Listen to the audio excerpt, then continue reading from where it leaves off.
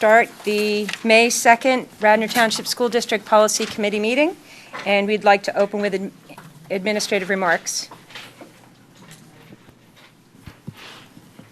Good evening. So our policy that we're looking, our agenda for that we're looking at for tonight includes one new policy that we will be looking at, which is the food services. And this was brought to our attention through our solicitor that this was a policy that needed to be revised and up to law according to the USDA rule regarding establishing written meal charge policy. And that is going to be accomplished through our AR, but included in within the policy that information is included. We'll be looking at policy 121 field trips that we ventured into maybe a couple months ago, I believe it was. And we have an AR that goes along with that and a little bit of change in language.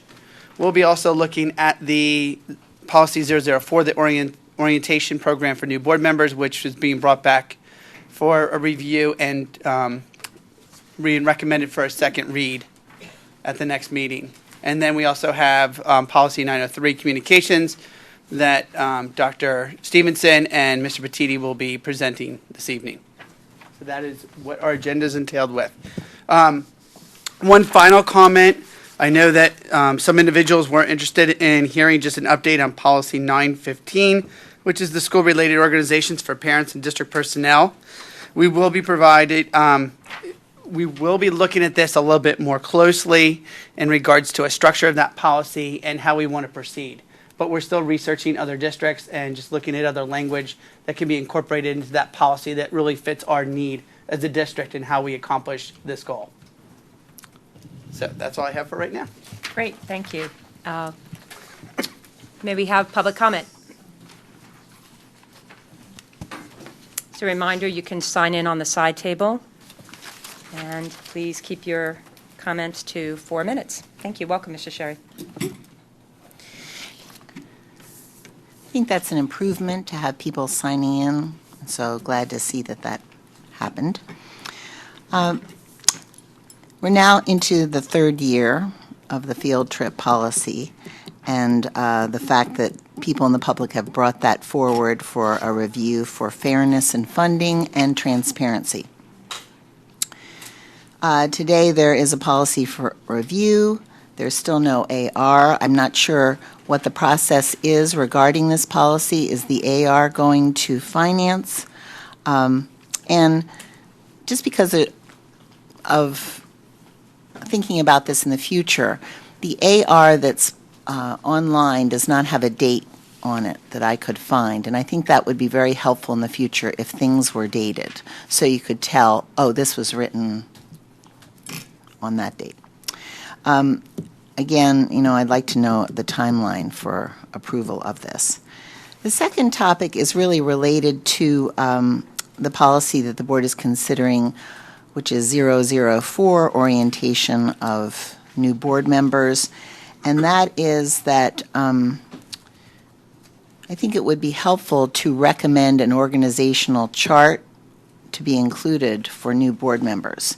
And I brought this up at the last business meeting that the policy 008 on organizational chart, on the organization chart, states that the board shall establish a chart for the staff that shall show lines of primary responsibility and will clarify relationships of one position to another that is not currently reflecting what's going on here. For example, no director of operations, that position is now being shared. So I really think that this committee should prioritize that chart so that it actually reflects what is being done. And I think it's your responsibility to do that.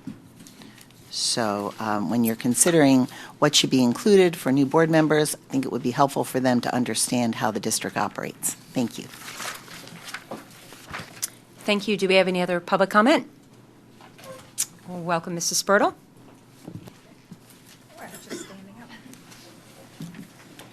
Thank you. Cindy Spurtle, Wayne. On the Food service policy number 808.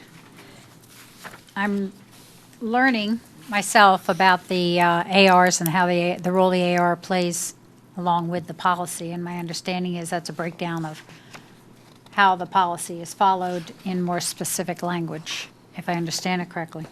Well, going over the, just in a review, I thought I'd read it that way. It looks like the first 5 items in the AR for policy number 808 just repeat what's in the policy.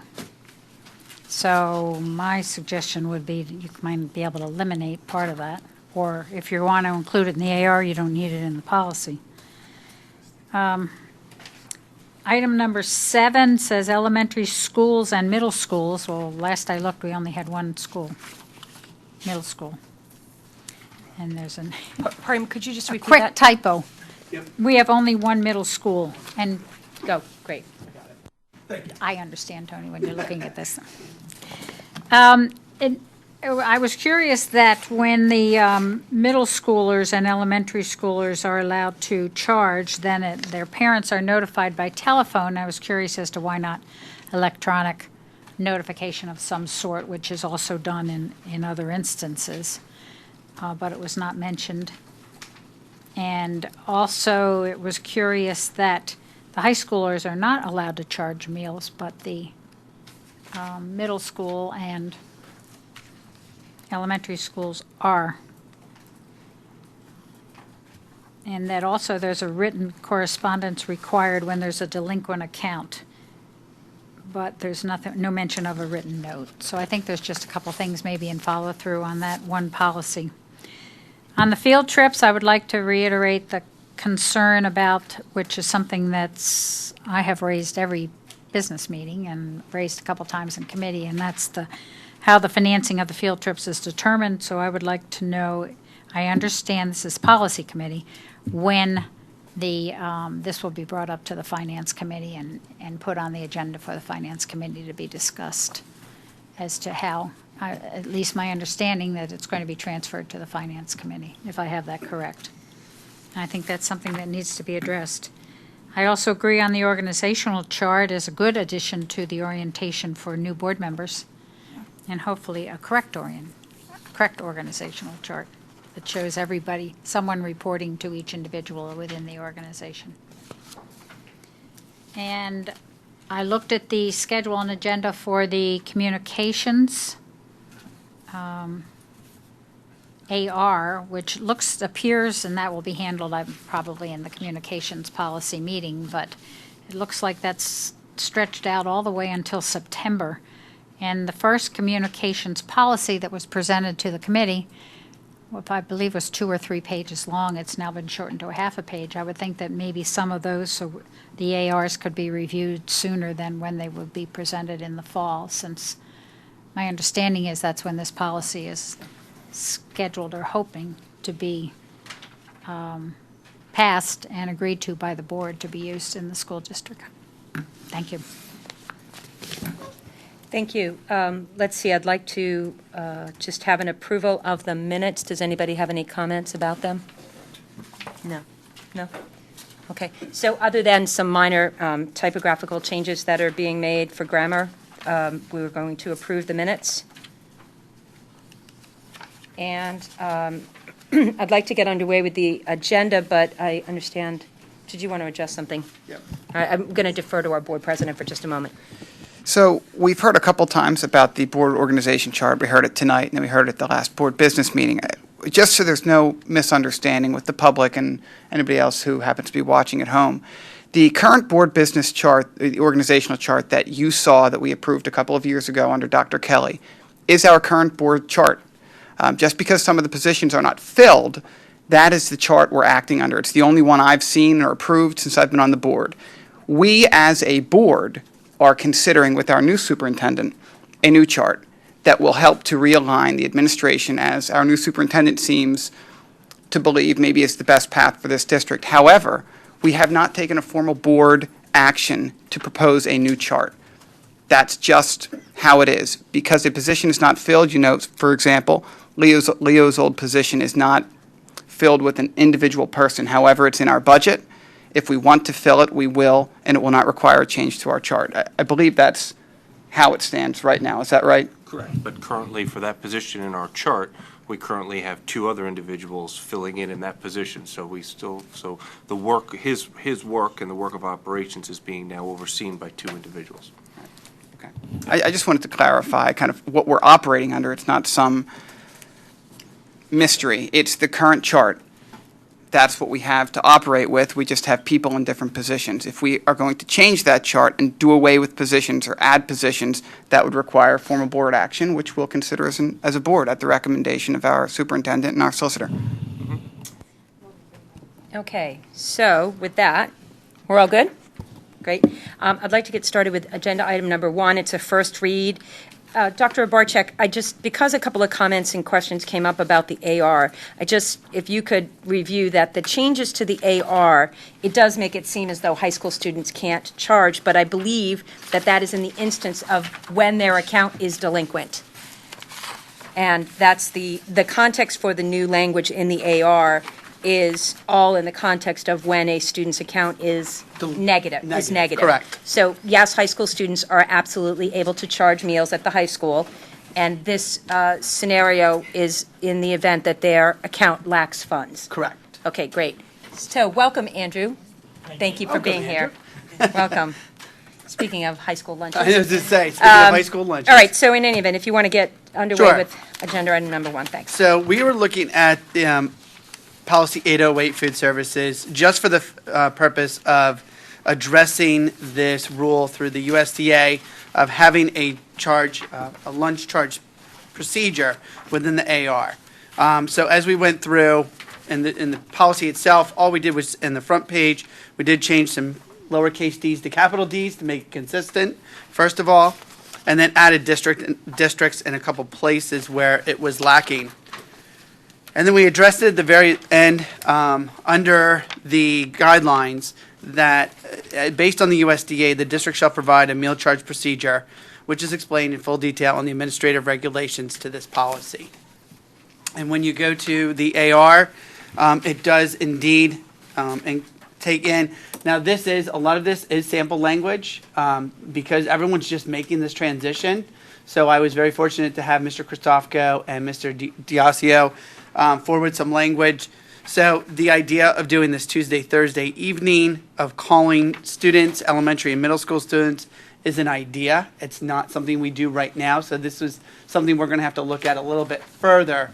On the bottom of the page, of the first page of the AR, it says on Tuesdays and Thursday evening, parents and guardians are notified by telephone if their child's account balance is negative. I personally have this experience because in my district where my children go, we do get the phone call on Tuesday and Thursdays, and it does work quite nicely because you get the reminder, you send in payment the next day. So I think it's just something we need to look at and how we can address the negative fund if a student has negative funds. As you go through, the elementary and middle school were put together because the meal process is similar and how they purchase lunch. And then when you go to the high school, a lot of their meals at the high school are a la carte. You get a variety of what you would like to choose from. So that's why it was broken down into the elementary and middle schools, and then a high school for a separate explanation. So as you can see, as you go into the AR at the end, delinquent school meal account debt, after taking that reasonable step to collect delinquent school meal debt, which shall include at least one written correspondence to the student's parent, guardian, unrecovered and / delinquent debt at the end of each school year shall be referred to as the director of business or the business director for appropriate action.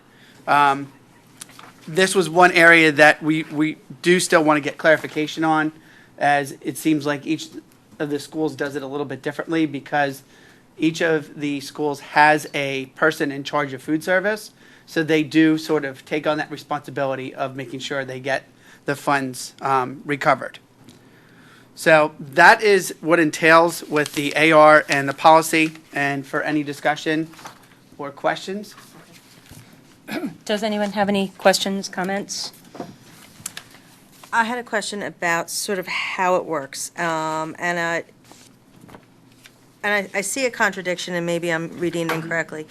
Under section 7, it says, on the AR, it says that all students have accounts to purchase hold on, I'm sorry. The district shall always keep a student's meal status confidential.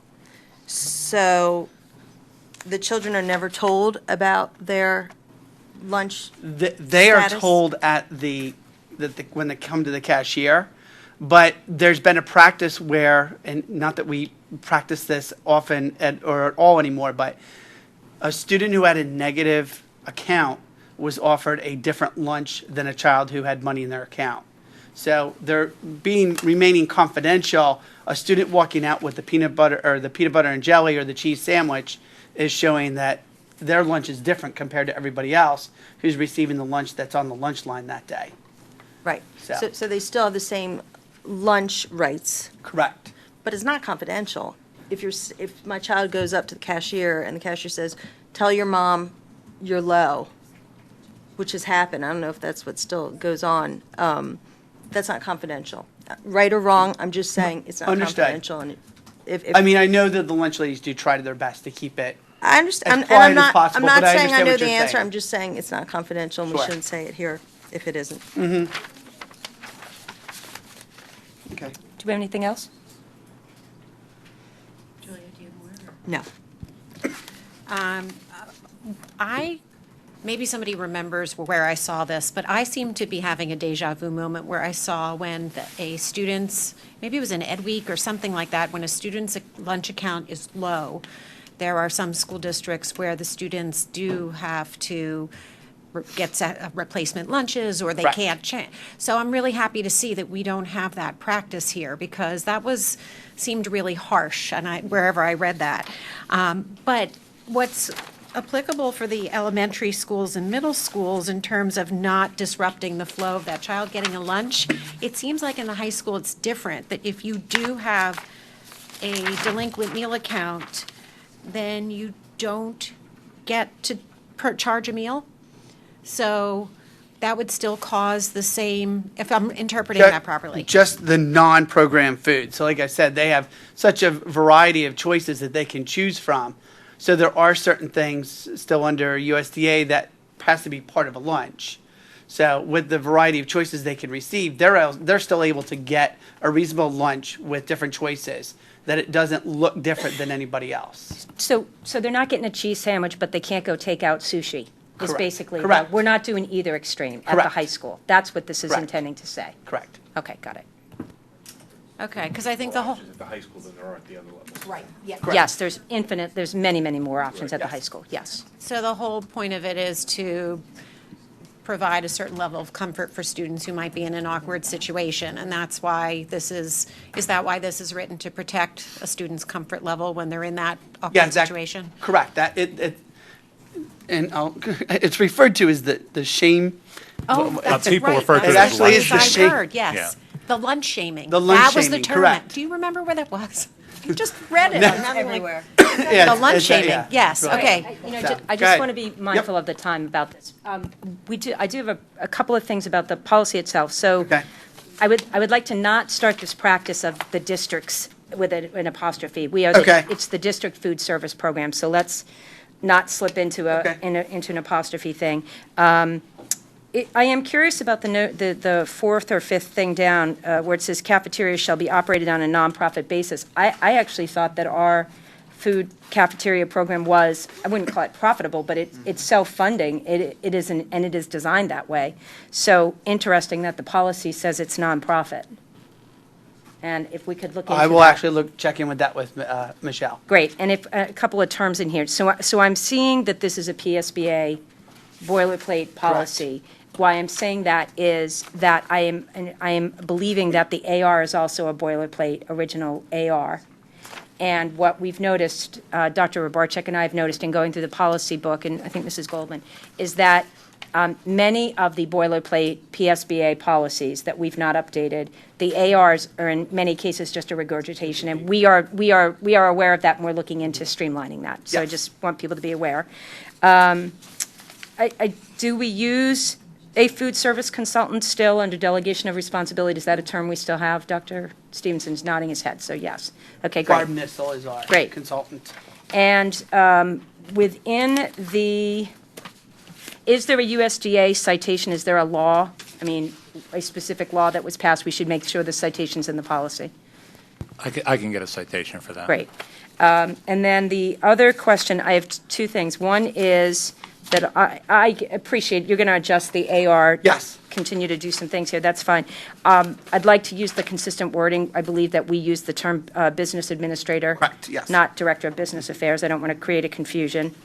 And, practically speaking, Mr. Falcone and I were just wondering, in the case of a high school student, if they've gone to the à la carte station, picked up all their food, and then they go to the cashier and their funds are low, how's this going to get implemented? That would be, for me, the epitome of shaming, is telling a kid he's got to go put his cheesesteak back. So we don't need to be in the weeds about this. I think we understood the intention is to avoid lunch shaming and to have a process in place for, reasonable recovery of our, funds. But, you may want to think that practically speaking may not be, some of the practical things, Mrs. Bonenberger mentioned. We want to make sure this is a reflection of, good practice, but also practical. And I do, we're not going to change this tonight, but if we could get a follow-up on the terminology in the policy about the cafeteria being nonprofit. Nonprofit, sure. I already put Okay? that down. Sure. So, with that, what do you think? Should we hold this for a first read? Do you need this? So it's supposed- I just had a question or two before. Oh, I'm sorry. As a follow-up to what I was saying before. Oh, didn't realize that. You're not mic'd. I must have turned, may I just ask them quickly? Sure. I didn't know if this needed to be included in the AR or not, but the balance of the lunch transfers over to the next year, is that a practice that needs to be in an AR? I just updated my lunch account, so, given that my daughter's graduating, I'm kind of thinking, if I put in $100 and it's still there at the end of the year, does it roll over? Do I get a refund? I don't know if that's AR material or not, but it wasn't in here. And then the electronic service that we use, I didn't know if there needed to be a reference to that in any way, because we do have I forget what it's called, because my children have two different ones, but School Easy Pay or something like that. Is that something that needs to be in an AR? Just a question. Okay. Okay, So what are the answers? I mean, how does that work out? Yeah, that's one. Well, the balance is carrying over. I believe it is in the student handbook. I believe it does carry over. I would want to check with food service just to double check on that. In regards to electronic service, that's something I'm not sure. I'd have to. I think it should be part of the AR, but I think we need to just ask how it actually will work in regards to fitting into what we're talking about. And in does this that piece. go in the policy or the AR? It's a good question. I think I'm gonna have to. I'll look at it closer. I promise. I don't want to give an answer and say it goes here and then be out of not speaking to it correctly. I'm going to make the suggestion that you check with Michelle, because some of Yeah. this may actually be covered in the 600s, which is 600s, the right. That's what I was financial thinking. component of the district.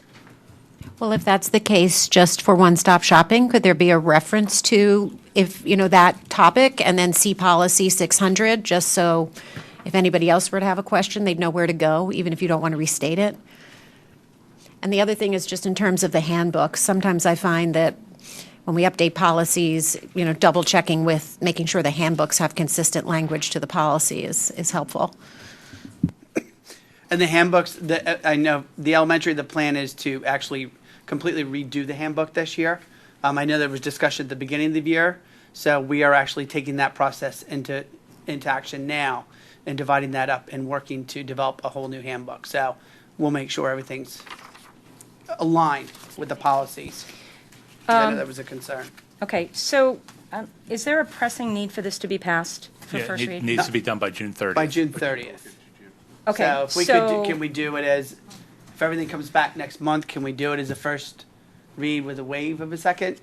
Yeah, let's make sure we get all these, questions Yes. answered, both on the policy and a couple of things for the AR. We don't need to have a long discussion about the AR next month, because I do know we're going to have a full agenda. But, we've had I think it's given some good food for thought here. And again, we don't normally get in the weeds about ARs, but sometimes, some of these just kind of beg questions because it's so near and dear to Sure. to us. All right, so we're going to not pass this for first read tonight. Are we good with that? Let's move on to policy 121, field trips. Do you want to do that? I just want to, obviously, with respect to time in the committee, do we want to move to 004 knowing that's moving to second? And then the communications and then come back to the field trip if we have time? Because the field trip, obviously, this is something we want in place for the beginning of next year. So I'm like, just want to, Yeah, no, that's good. I'm fine with that. Let's do that. Why don't you do 004? 004? Mm-hmm. Okay.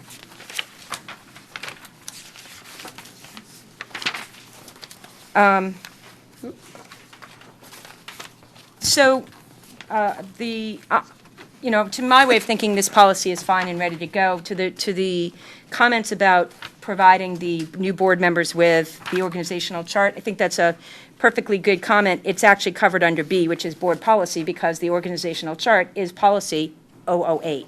So when new board members come on, we get a policy manual, and, going over board policies, of course, organizational chart is one of the policies that's reviewed, at least it was when we went through things. So I feel comfortable that we've covered the concept of 008 within the policy. We have at last count, I think, 282 policies. And I think when we say board policy, that could be, that could be just about the role of policy. So I think separating out the organizational chart might be, especially since when I came on the board, that was part of the session that we got, was who plays what role in the administration and how that all flows. So I would be in favor of having it as a separate item dedicated just to the organizational structure here in the district. I don't know if you guys agree, but I do think that is a little bit different from just board policy in general. My impression of board policy is just what it is, maybe pick out a few, talk about how that process works, what the role of board policy is in terms of the operation of the district, that kind of thing, a more global board policy thing. I don't know. Is there any other comment? I mean, I actually think it's a very good idea to give the boards, the administrative structure to new board members so they understand kind of what's going on to the extent we can. I don't see why we wouldn't want to add a letter. Of course, it should be included. Very helpful, good to know. But if you're going to add that, I can add 50 other things that should be in it, and we are so deep in the weeds. And that sounds to me like a best practice, or maybe an AR. You know where I'm going with it, so I'll stop right now because I'm done. I actually agree with Julia, and because I feel like getting this in, just getting it in and bringing it to the level of a board policy is the win, and I have a lot of confidence. On balance, for me, it's a good idea. I mean, don't get me wrong, and I agree with Dave, but on balance, I think we've done a good job here with this one, and I would like to say that would be a great thing to be included, Mr. Batchelor, as part of an orientation program, and kind of leave it at that. That would be my preference. I don't know if that sways the majority of the committee or not. Either way is fine. I mean, I just think it's something we should consider, but absolutely, we can move this along. Wouldn't stand in the way. My only other comment is that left-hand column looks kind of lonely with just purpose. So authority, Sure. delegation of responsibility. no problem. Okay. But I do think that that's an important thing, Ken, obviously. All right, so I'd like to send this for second read and keep us moving tonight, because we do have a lot of things to still get to. With that, is Mr. Petiti here? Are you going to bump up to do 903, right? He is, yeah, just Okay. for having him here and for the sake of time, I think. And just to be clear, in case anyone happens to have the original agenda that was posted Friday, Agenda Item 4, which we're now doing third, Policy 903, is being presented for a first read, and that is on the updated agenda online. Welcome, Mr. Petiti.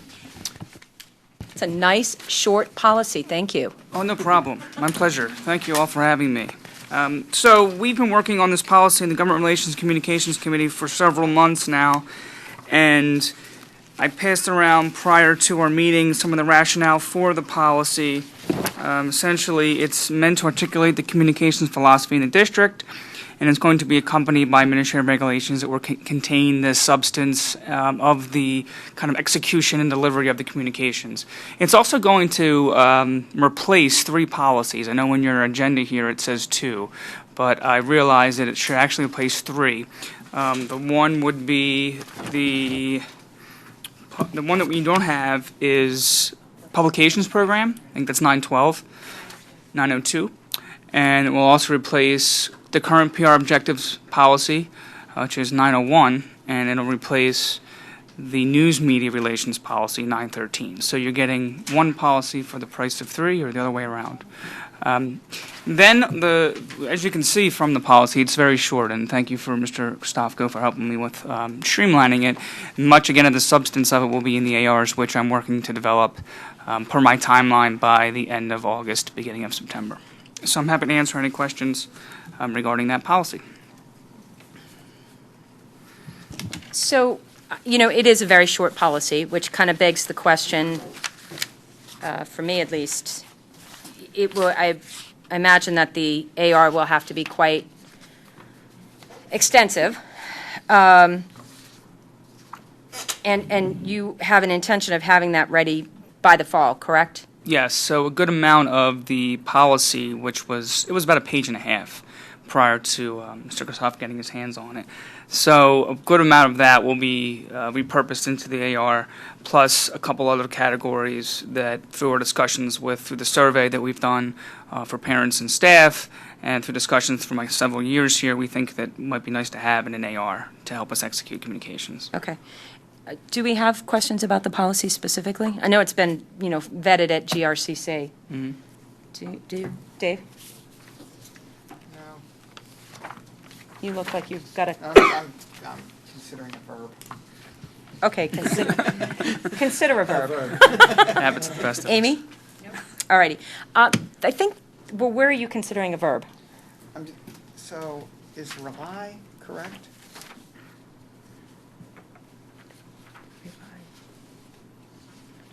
Should we rely? Yes, it Or wouldn't. District is plural.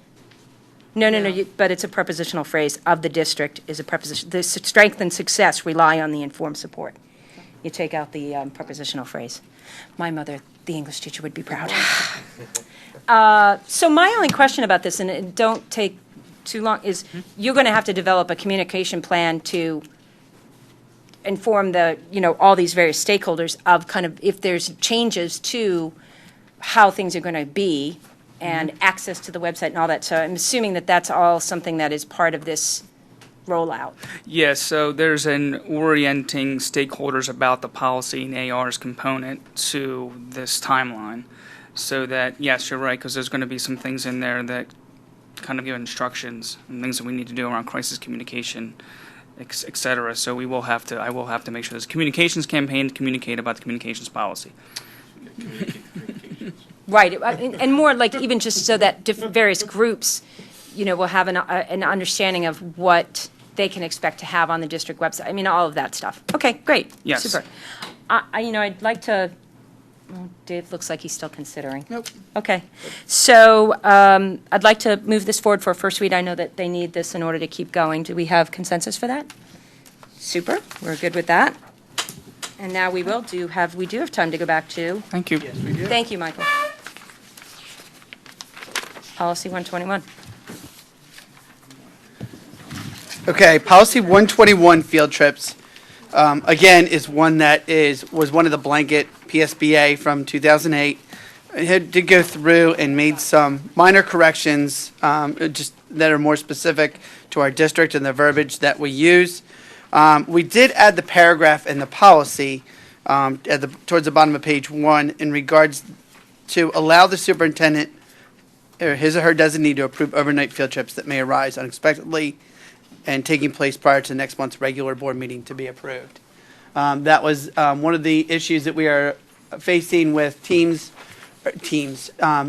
groups of organizations within the district who were part of a competition or something like that and made it to the next round and needed authorization from the district to be able to go on an overnight trip prior to the next board meeting. So that was one of the main concerns there and the reason for adding that language. The AR was really just cleaned up. You'll even see at this time we did move, and section 6 is referring to 210 use of medications. as compared to getting very specific in regards to the medications on field trips. We removed the entire piece that if a guardian or school nurse is not available to accompany a child, that there's a possibility that the trip could be canceled or that the child be kept home. That is not our practice, so we did remove that from the AR. And then we added under Section 7 of the AR that assurances that adults serving as chaperones have the appropriate clearances as required by the law. And again, moving forward into 8, same thing with required clearances. And we just changed some of the language that to separate from mother and father just to parent within the AR itself.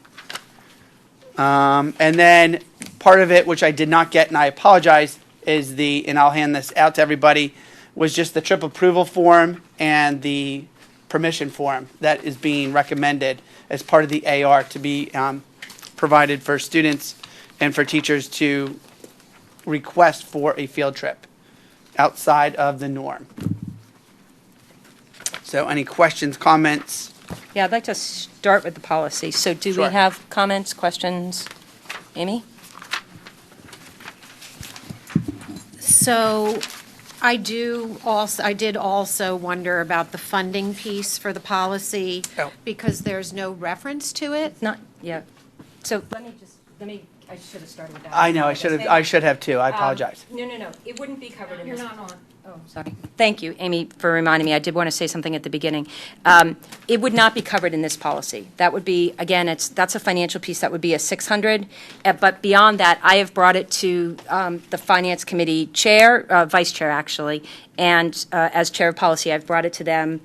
And, we are in discussion about how they're going to move forward on that. But it has been that piece, which is not really appropriate in this policy, has been brought to the Finance Committee's attention for them to begin to deal with that piece. Okay, so my question, though, is not that this policy would actually address how the funding is done, but sometimes, and I could be wrong about this, when you go to a policy and you're looking at the subject of field trips, if anyone were to have a question about funding, could there be a directional statement in the policy that says questions about funding or funding funding parameters can be found in policy 622 or something like that, so that it's one-stop shopping for any question you might have about a field trip, even though you wouldn't go into depth about the specifics of funding in this policy? Yeah, there would have to be a policy. So there isn't one. So there would have to be one written, and if one were written, then yes, appropriate cross-referencing would be there. So you're saying that a policy has to be developed Well, I'm not regarding- saying that the policy has to be developed. I'm saying if you were going to cross-reference a policy, there would have to be a policy to cross-reference. And there isn't a policy on how we fund for field trips. Kind of in the same way we don't have a policy on how we funded supplementals. We don't have a policy for how we did supplementals, but, we had a process, and however good, bad, or otherwise it was, there was a process in place, and the last couple of years, the Finance Committee and the subcommittee took a look at how that was done, and we tried to get our head around it. And this will be another one of those situations, I believe. But I don't want to speak for the chair and vice chair. So I'll just say that I agree very much with Amy. I just think any code, whether it's our policy book or state code, a cross-reference is always beneficial if we're going to have any tie between the policies. So to the extent a policy is passed or something is put in place, I think a cross-reference would be very helpful, and we should be mindful of that as we move forward with other policies as well. That's just my opinion. No, I agree. It's just there isn't one here. That's why. Yeah. Do we want to go as far as, so the practice of how we pay for field trips is probably in the student handbook? I'm now? Not to that specific, no. Oh, it's not, okay. So it is. So, I mean, we've clearly, we have clearly identified something we want to look at. So we do want to look at this practice and how we fund field trips. And then maybe once we identify that, and then once we identify then where we're going to place our practice of how we fund field trips, we could go back and add some kind of cross-reference to help parents. Exactly That's a right. point well taken. Yep. Okay, thank you. The other thing I wanted to ask is there's another policy on the books, Policy 231, that's called Social Events and Class Trips. And I was just wondering, because it confused me a few times, what the difference between the field trips and that policy, how that was different. And Susan and I talked about it, and she explained to me that the class trips are more social activities, like going to Hershey Park or something. So I was just wondering if it would make sense to 231, social events and trips, so that the social carries over to the trips. I don't know if that's confusing or not, but it was, for me, it's one of those boilerplate PSBA policies, and it may require nothing, but I just wanted to point it out in case no one had looked at that could be a source of confusion. It was 231, you said? 231, yeah, it's So we about talked- trips. Yeah, We did. I took your concern to Tony, so that's actually one of the questions on the top of this. So what's the overlap? What We makes did it, sense so- with regard to that? Well, so I did ask, I actually brought it forward to Ed at one point. He was looking it over because we wondered if there was a definition to social events, class trips versus field trips.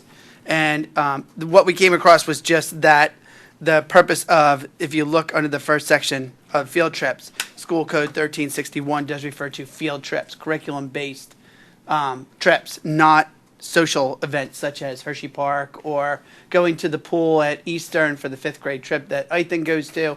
They're not they're not called field trips. They're not curriculum based. So we were leaving the two as two separate entities. So let me ask you a question about that. In that regard, is a competition of an after-school club or is a competition of an extracurricular club or sports team a field trip? Or is it under 231? I'm going to ask that question regarding Okay. the sports. I know we did talk about, like, for an example, the sea perch, and we thought that was just that they won and they went further and everything, and that was a trip that they took. That was something that was related to curriculum based, is the way we felt. So I would have to ask about the sporting events. So I guess what I'm wondering is, and Mike Christofko, maybe you can chime in here, is there, I almost think it creates, to Amy's point, I think it almost creates confusion that there are two different policies and the subtlety of what's a field trip versus what's a class trip to have, or a extracurricular activity or a sports competition, to have two different policies and have it not be crystal clear which is which, both in policy and practice and in the ARs for both, wouldn't it make more sense to have these all combined as one, define them within one policy, but practically speaking, whether it's a field trip or a class trip or a social trip, with regard to things like the volunteers, the travel, permission slips, that's all going to be the same anyway, right? I mean, yes, no, I can't imagine that it isn't ultimately more efficient to, in some fashion, bring them together. And I'm not married to keeping them separate because they were two boilerplate PSBA, both of them are two Correct. boilerplate PSBA policies that maybe never were really quite right to begin with. I don't know if anybody else has thoughts on that. Dave, you're the lawyer. If I can just make a comment real quick. So the purpose on the social events and class trip was the board recognizes the value of student social events and class trips and enhancing and enriching the school experience for students. Where that's, I think, where the separation came when I was talking to Ed, that the field policy 121 is integrated for the teaching and learning and integral to the curriculum. So that's why I think at that point we were saying that it was two separate. I think that there are a couple options. I mean, Susan's option, I think, is an interesting one. The other thing I had put down as a note is to, again, the cross-reference thing works well. So in 121, you could perhaps add in a sentence that says, not to be mistaken with, or whatever the appropriate legalese is, with policy 231, social events and class trips, or, make some differentiating statement in 121 if that's easier. Or simply renaming 231 to take out class trips, so it doesn't sound like field trips. It could be social happenings or something like that. I think there are a few different ways Social to go to trips. clarify it, and maybe it's something to chew on. I think regardless of which way you go, either separating them or bringing them together, it seems as if both policies could really benefit from a definitional section that explains precisely what you're talking about when you describe the trip, so that way, regardless of whether they're joined or separated, when you read the definitional section, it's clear what you're referring to when you use the phrases class trip or field trip or social event or whatever else the phrase might be. And that's something that can easily be worked into either one combined policy or indeed separate policy. All right. So, Dave, do you have any comments? Julia? Okay, so being mindful of the time and believing that we're not actually going to answer this tonight, and I think that this probably needs a little bit more work and thought. Okay. I would like to not delve a whole lot more. I do want to give you a little bit of feedback. So, on the policy itself, the furthermore paragraph, the verb, it's a couple of these sentences are awkwardly worded, and so that might need a little bit of cleanup. And then in the AR itself, we don't, practically speaking, I don't think where are the clearances kept? They're in the building principal or the chaperone? I mean, just being clear where clearances and lists of chaperones and things are kept, with the building principal or at the admin building, giving some of that some thought in terms of where the clearances are. And then I think part of the reason I'd like to make sure there's a little bit more clarity around this is that if the district is going to embark on developing guidelines for funding, Ken, I would like to be clear that, we as a district might value and fund an educationally based field trip differently than something we would call a social trip. I mean, we're not, so we would want to be really clear about what's really a field trip versus some of these other times that our kids leave the district for an event, but it's not. It can be clarified through that definitional section. Right. Yeah, so I think probably a closer look at 231. I don't know what other districts do. Can maybe have some familiarity with this from Chad's Ford. And, because I can't imagine that the regulations at the end of the day would be dramatically different. Do you have thoughts? Yeah, we cut out all the social events. Yeah, I mean, well, we kind of I'm have joking. too. I'm kind of Oh. teasing a little bit, but there wasn't time.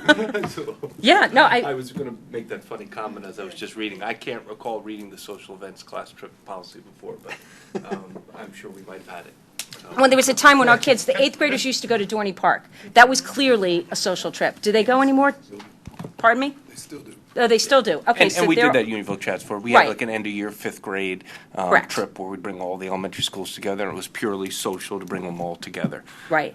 But I would have always gathered it just worked under our same assumption that we're sharing here, our field trip policy. So I think there's an opportunity here to look at these two of these and whether we created definitions or we cross-reference. I'm all in favor of any opportunity to collapse and have just one policy. I think it's clearer for everybody, but let's see what we can do. Yeah, okay. So I'm sorry we don't get to send this one. That's okay. But, it's I think a good conversation. Andrea and Andrew, do you guys have any thoughts on this one? I personally feel that they look better when they're combined with the definition. Okay. Because I think they are closely worded, and sometimes you have a curricular field trip that has a social component.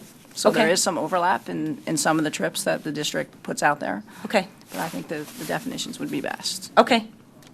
Andrew, I don't know if you want to chime in? Yeah, I definitely agree with the definitions. It took me like a good chunk of that conversation to figure out which one was which. So I think it'd be helpful to recognize which one was which. Okay, good. So I think, you guys are getting a sense of how that's going to make sense to move Yes. forward. Let's see. I think we've gotten through our agenda, so we will have a, do you have anything? Couple questions on field trips. Okay, oh, I'm sorry, go ahead. When we talk, authority. It says the board shall approve only those field trips that are planned to keep students out of the district overnight or in which students leave the country. First of all, nitpicking, but if you're leaving the country, isn't that Overnight. redundant? I mean, there are no day trips to Canada from Radnor, so. But this is what really I started thinking about. The second sentence, when it says, approval of out-of-country student trips is conditional on the fact there's not a State Department travel advisory at the time of the trip. That implies to me that if there is one, then no one's going there. Is that the implication? And then, so I went to the State Department website to read the advisories to find out what countries are under advisory. And they had two categories. They don't use the word advisory, by the way. They have warnings, and they warned about countries like, Afghanistan, but they also warned about Turkey and Mexico and Israel. And then they talked about alerts, and there were a lot of countries that had alerts, including general Europe. So I thought, this is very all-encompassing. So to imply that if the State Department has anything to say about this, the trips are canceled, I know that's not what we meant. So we just might want to make sure the language reflects that. That's all. Thank you. Yeah, I just read today that the State Department just reissued an alert, or whatever term Julia used, for all of Western Europe, starting now through the summer season. Okay. So, All right, well, this is, and again. Sure. This is great. Good Going to be feedback. good feedback. All righty, so I think we have time for some public comment, if there's any. so Susan, I Oh, mean, I sorry. had additional questions, but you're moving this to next month, so Yeah, we're not save them gonna- for yeah. next month? Okay. Do we have public comment?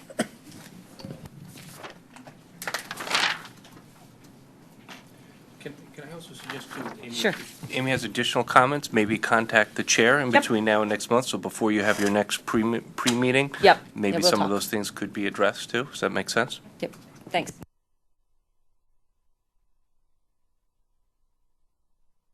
Not on. Whoops. Oh, no. Hi, Judy Sherry, Governor Circle. I'm back to the organization, the administrative organizational chart.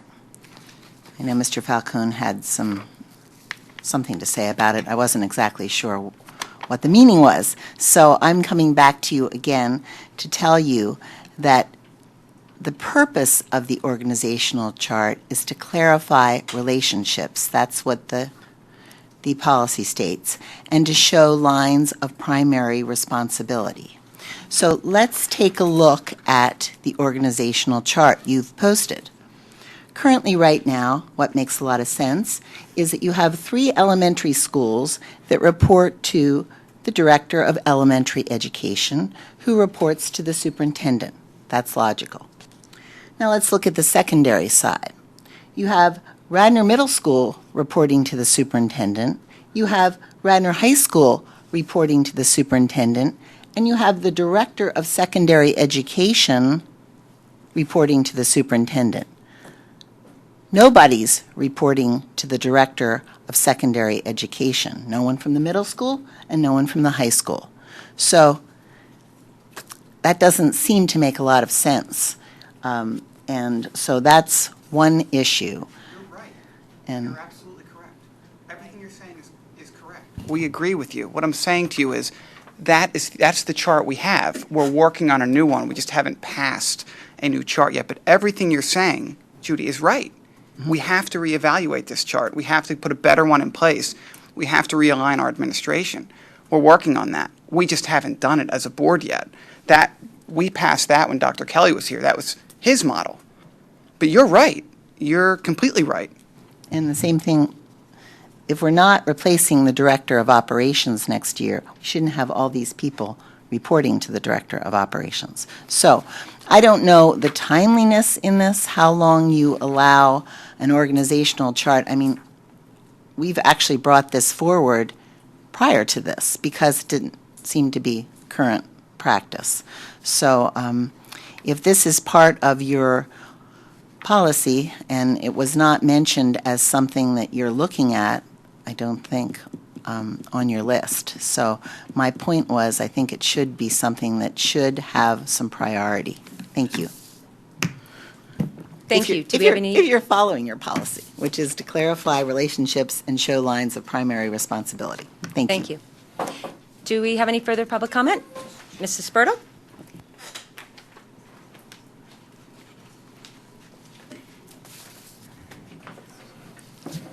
Cindy Spurtle, and I have a question, and it was answered, but I did not get the answer to record it. Oh, okay. And that was on the 004 orientation program for the new board members. Was the decision made to include organizational chart or not to include organizational chart? To not include it. To Not not to not include it as a specific item. So it's But It's- it will, is something that, was there a discussion then that it would be included under the board policy information Ms. sessions? Stern told Mr. Batchelor, include it as your best practice. Oh, As part of the orientation program. it will be included. Yes, it just isn't specifically listed as the item. It's already been the practice to show that. We were given the organizational chart. Even though it's the wrong chart. It's not the wrong chart, just not serving our needs right now. Correct. The chart is correct, No. it's just not serving our needs. We won't get into that argument, but it's not correct. One question also, and I thank you for bringing up, to the chair, for bringing up the question about cafeterias operating as a nonprofit basis, because I saw that also, and I understand that it's a break-even, which isn't nonprofit. The other is the food service consultant position. Dr. Stevenson said we have one currently? Because I just looked it up before you answered that question, and it says that you have an RFP out looking for consultant services. They have to rebid. So it's, okay. Thank you, everybody.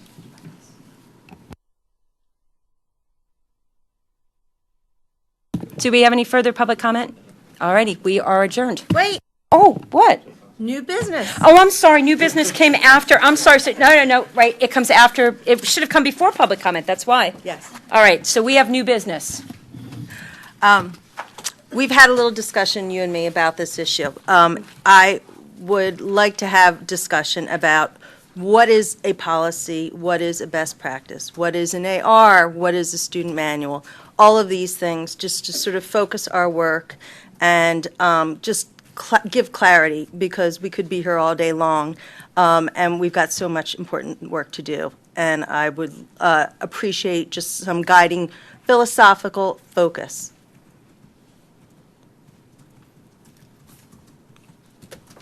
Crickets, but No, I mean, you and I have had this discussion, yes. so I said to you, how would you like to have that conversation? In what fashion? So just as a procedural point, I think we should be, we're going to have this discussion, but I think we should take the public comment after this discussion, because it's going to be policy-driven.